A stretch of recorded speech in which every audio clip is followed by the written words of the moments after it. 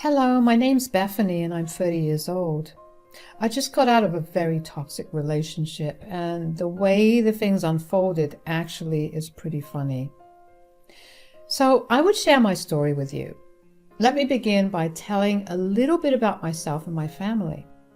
I come from a very rich family.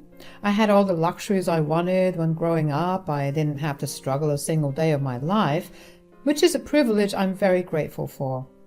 My parents did, however, always tell me that it was necessary to keep my mouth shut about our wealth. They often warned me of how easy it is to get taken advantage of when people know of your wealth. And so I learned to live as if I was a part of the normal classes. The only way that you would ever know that I was rich was through the material goods that I had. When it came time to go to college, I decided to study at a university that was on the other side of the country. I believed that it would be good for me to broaden my horizons even further. To make it even more of a challenge, I had my parents put me on a budget so I could further blend in with my peers. It was because of this that I fell in love with the everyday brands and thrifting. I gained access to my trust fund after I graduated college, but I decided to work anyway. My trust fund had more than enough money to last me more than one lifetime, but I didn't want to spend my days doing nothing. After about a year of graduating, I met my now ex-husband Ryan through a dating app. We went on several dates before we decided to make things official. Right off the bat, though, Ryan was very charming. He loved to spoil me with gifts. I would return the favor back, and he was always appreciative of that. We dated for around 2 years before Ryan decided that he wanted me to meet his mother. While I won't delve into what exactly happened the first time I met Natalie, his mother, I will share with you the conversation I had with him when he told me that he wanted me to meet her. So, I've been thinking about something for a while now. What is it? We've been dating for a while now, and I think now is no better time than any other for you to meet my mom. Really? That would be really nice. It'll be a while before you meet my parents. I'm so sorry. No, it's all right. They live far away and our schedules are pretty packed right now. Yeah? When do you think I can meet your mom? Well, I have to cross-check it with her, but I was thinking we could try this weekend. Oh, that's really close. I know, but I really want you to meet her. She's been my role model since, well, forever. And you mean the world to me, so it would be great to see the both of you interact. Oh, I don't mind meeting her whenever you want. I was just surprised at how quickly you wanted it to happen. Also, there is one thing that I need to warn you about. Warn me? What is it? So, you know that my family is pretty well off, right? Yes, I think the cabinet I have dedicated to all your gifts says that is more than enough. Yes, well, my mom can be very judgmental about a person based on your social standing. Oh, I'm just giving you a heads up because I don't want you caught off guard or hurt. If my mom says something, just brush past it. Are you sure she'll say something? What if she doesn't? Well, the chances of that happening are very low. I just want you to know that whatever she says will never affect our relationship or the way I see you. All right, I'm a little more nervous than before, but I'm still excited. To say Ryan's warning did no justice to what Natalie was actually like. Natalie and I had our struggles, to say the least. She made her hatred for me apparent since the start of Ryan and I's relationship. Natalie was one of those snobby rich people. The first time I met her, she snickered at me for wearing clothes from H&M. Now, because she could, Natalie would host dinner parties 2 nights a month, and Ryan and I had to go. Well, Ryan was forced to go, and he would beg me to accompany him. It was for this reason that I even interacted with Natalie so much. If it was up to me, I wouldn't ever interact with Natalie. She always thought that I was with Ryan only for the money. I tried my best on several occasions to explain to her that I had no need for his money. I came from an even richer background than him, but she never wanted to listen to me. She would cut me off and tell me that she had no need to listen to the words of peasants. Obviously, that hurt like hell. Not only was she insulting to people who struggle to get by in life, but she was also insulting me over something so arbitrary. Ryan was never one to go against his mother either, and that only made me feel worse because I felt like I was all alone when it came time to deal with her. The straw that broke the camel's back was on Natalie's birthday. She invited us along with the rest of her family. She decided that it would be funny to poke fun at me in front of everyone throughout the night. She made fun of the clothes I wore, the way I spoke, the way I walked, you name it. She made fun of it. I became the laughingstock of the night, so much so that even Ryan avoided me and chose to interact with everyone else instead of staying by my side. When we got home, I broke down and asked Ryan why he would treat me that way. "How could you be so cruel to me?" "What are you talking about?" "Your mother did nothing but poke fun at me the entire night. She didn't need any entertainment because she made sure I would be that for everyone." "I'm sorry." "Don't even. You avoided me the entire night. Every time I tried to come to you, you would conveniently get into a conversation with someone else, so you'd be too busy to talk to me." "I wasn't trying to do that. I happened to get approached right when you were coming to me." "Sure, but you could have come to find me at some point. I was sitting alone at a corner table and trying my best not to cry. Not once did you come to check up on me." "I was genuinely busy, Beth. If I didn't interact with the guests, my mom would have thrown a fit." "Oh yeah, because mommy is all that you can think about." "What's that supposed to mean?" "You have never once stood up for me against your mother's rude comments and behavior." "You know, I have a lot to lose if I do that. If my mother cuts me off, I'll have a horrible time." "Oh, boo-hoo. You've made enough connections of your own to land you a perfectly stable job if she does something like that. You just want to keep living in the lap of luxury, and that is way more important to you than me." "That's not true." "You know what? Actually, you're right. I have been way too much of a coward. I'll be better. I really am sorry for the way you got treated tonight. I'll make sure to call Mom and talk to her about it." "And I'm sorry I was rude when talking to you. There were a lot of things I could have said nicer." "It's okay. You're right to feel that way. You've been dealing with it for a while. You mean the world to me, and I don't ever want you to suffer when I can stop it. Can we stop arguing now?" Yes. It felt good to finally have Ryan see where I was coming from.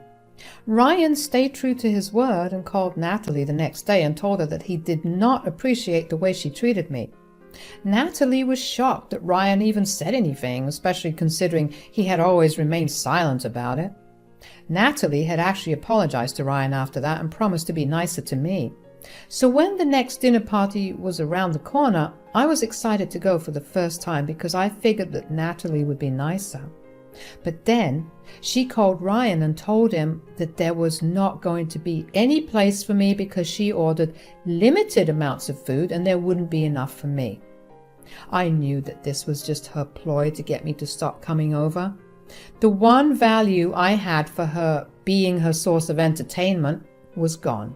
So there was no need to have me there. I tried to explain that to Ryan, but he wouldn't listen. He insisted that his mother had miscalculated. I let it go, and he went by himself. We didn't speak about it again, but after that, Natalie always came up with one reason or another for me to not attend. Ryan still believed that his mother was not making things up to avoid me coming. I was initially hurt that she would go to such lengths, but I began to see the positive side of this new arrangement. Lesser interactions with Natalie meant less humiliation. That meant that I was finally experiencing peace and happiness without worrying about anything else. It also meant fewer fights between Ryan and me because I no longer needed him to stand up for me. When I realized that the positives outweighed the negatives by a large margin, I was more than okay with only Ryan attending Natalie's events. We did this for a year, and by this time we had been dating for 3 years. We both had stable careers and things were going great for us. So when Ryan proposed, I was more than ecstatic. I knew we had our ups and downs, but I also thought that we had the ability to work through them all. I said yes, and we began planning for the wedding. While everyone else in our lives was happy that we got engaged, there was one person who was not. Natalie looked at me with disgust before asking Ryan if he was sure that he wanted to marry me. Ugh, Ryan, are you sure you want to marry her? Yes, Mom. Please be nicer. She's the woman I love, and I would like it if you respected that. But I wanted you to marry someone who would add value to your worth, not someone who would degrade it. Not everything is monetary, Mom. She adds value to my life by making me feel happy and comfortable. Well, you can't buy things with happiness and comfort. Mom, that's enough. No. Don't you see what she's doing to you? You've never once questioned the things I've done or said, and suddenly that's all you seem to do. I'm sorry that you're looking at it that way, but all I'm asking is that you treat her with a little respect. She has feelings too. Yeah, I'm sure her feelings are doing good considering the fact that she gets to leech off of you for the rest of her life. Natalie, I've been nothing but nice to you since the start. I tried to tell you over and over again, I have no need for Ryan's money. I love him and I want to be with him because of that. So you don't care about the money at all? Absolutely not. Then sign a prenup. Mom! What? Bethany said that she didn't care about the money, so she should be able to sign the prenup without any issue. I'm not signing the prenup. That's essentially saying that I don't trust Bethany or our relationship. Well, you either do it or I'm cutting you off. How could you do that? I'm giving you 3 days to make your decision. I'll have a lawyer write up the prenup and keep it ready for both of you. I couldn't believe what Natalie was making us do. While I would have said yes immediately, it still felt demoralizing for her to even suggest it. That request only further cemented how she thought of me as a gold digger. I knew that I never wanted to put Ryan through something that he was scared of, so I assured him over 1,000,000 times in those 3 days that I was completely fine with signing the prenup. When the day came for us to go over to Natalie's, Ryan had this look of guilt on his face the entire time. Natalie, on the other hand, looked smug. She thought she had won the minute I signed the prenup. I shrugged her off in an effort to show her just how much I didn't care about the monetary aspect of our relationship. After that, we started planning the wedding properly. We figured that if Natalie had more time, she would try to pull more tricks to delay the wedding. We managed to get everything arranged in the span of 3 months. Since Natalie would be there, I made it a point to remind Ryan to get security. I knew that there was no way that Natalie would not try to pull something to humiliate me. The day of our wedding was a huge success. It felt so surreal to walk down the aisle towards Ryan, who stood at the altar gaping at how I looked in my wedding gown. We said our vows and cried a bunch before we were finally pronounced husband and wife. The reception and after party were nothing short of a blast. I had an amazing time with all the people I love. And then, of course, Natalie could not bear to stand the fact that I had most of the attention, so during her toast she mocked me and all my efforts to plan the wedding. She laughed as she said that in a maximum of 2 years' time she would have Ryan out of this relationship and into a relationship with someone who would increase his value. Obviously, a lot of the guests began murmuring amongst themselves, and I didn't want Natalie causing much of a scene, so I discreetly asked Ryan if I could call security, and he told me I could. Natalie yelled and thrashed about as security escorted her out of the venue. I would love to say that I forgot everything she did and moved on and had a good after, but what she said stuck with me the entire night, and even for the rest of Ryan and I's marriage. The day after the wedding, Ryan and I went over to Natalie's place. We wanted to talk to Natalie about her inappropriate behavior at our wedding. What do you guys want? Mom, we just wanted to talk to you about yesterday. If you're here to apologize, you don't need to. What? I understand why you had to sit and watch as I got thrown out of the wedding. This woman has you in her claws and she's controlling you. Mom, that's enough. You were mean and disrespectful at our wedding. That was why you got escorted out. Nonsense. I was only telling the truth. What have I ever done to you for you to treat me this way?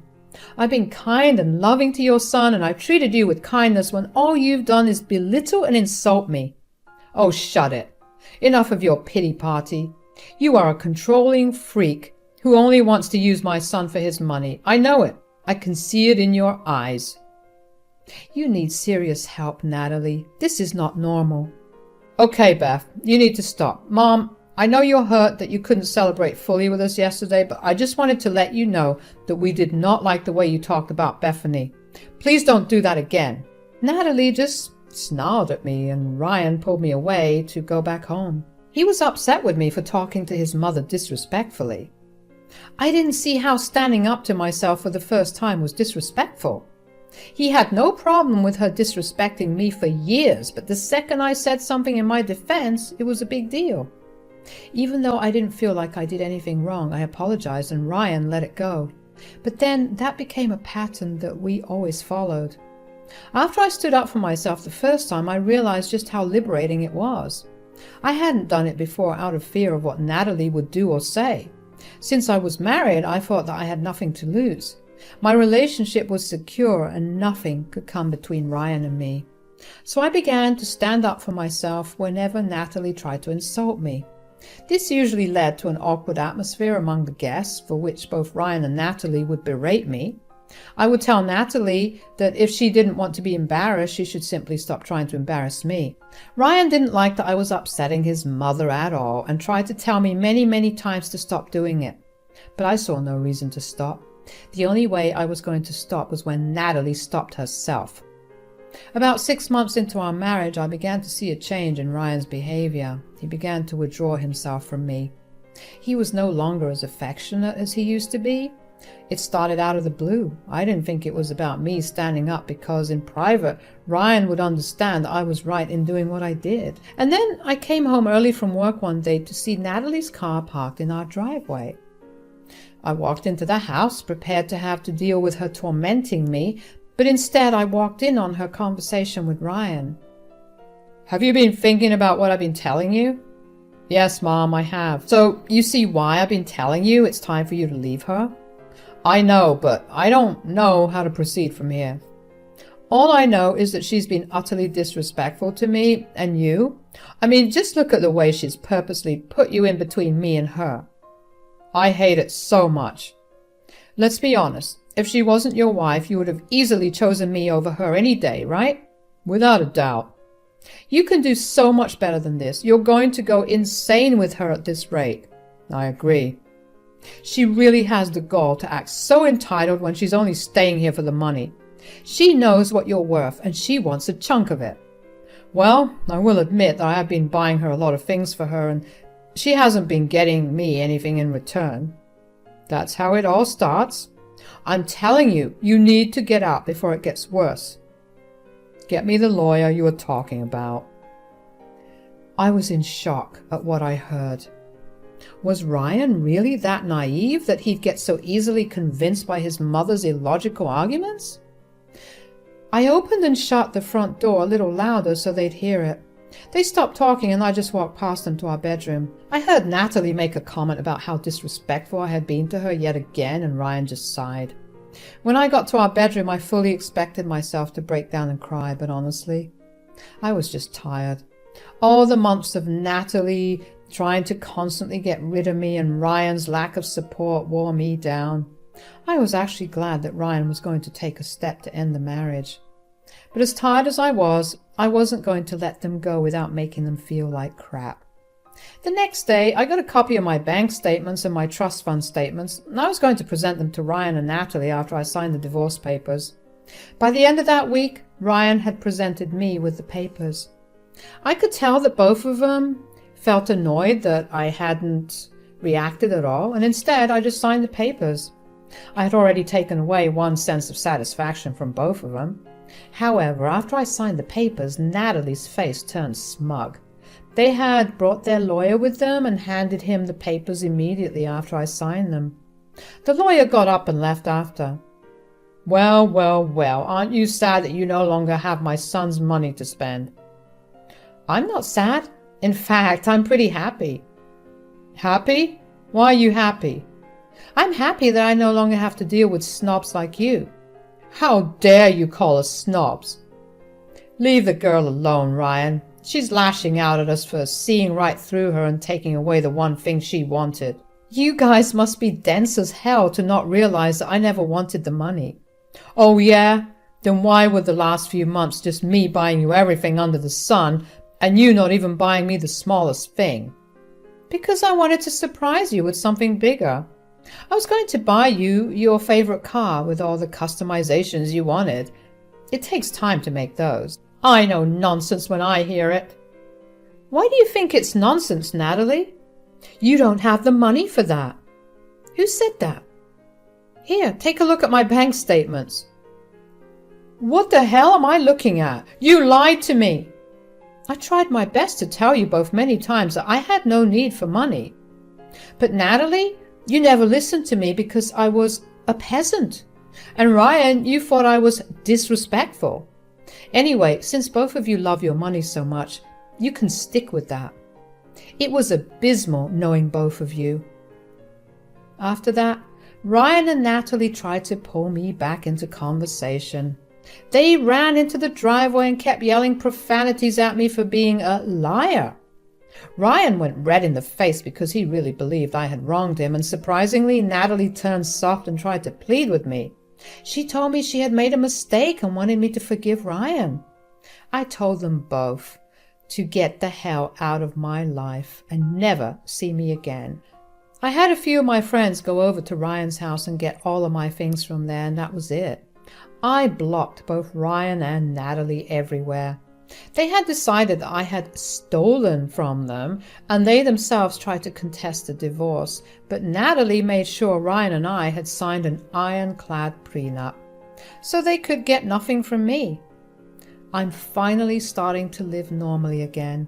It'll be a while before I fully recover from the effects of Natalie and Ryan's torments, but I know I'll get there eventually.